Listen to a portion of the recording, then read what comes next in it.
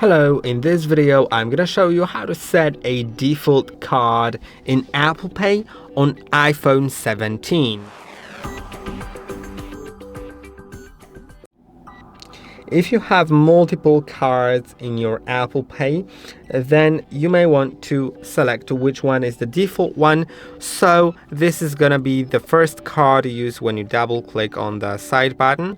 Of course, you can still change it by clicking here and selecting a different card, but it's best to select the default one as the one that you'd like to actually use as default, because otherwise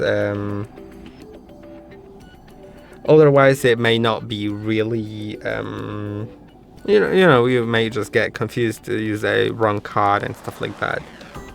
So now let's go to the wallet app, and I only have one card, so I won't really be able to demonstrate that but on this phone, but I have also a different phone, and you can see right here I have like several different cards. So what I can do is select a card that I'd like to use as my default one and drag it to the front.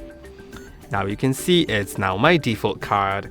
So that's basically what you can do here to make your card appear as first when you double click on the side button, but you can still change it by clicking on the bottom and selecting a different card from the list. So I hope that this video was helpful. Don't forget to like and subscribe, and I'll see you in the next one.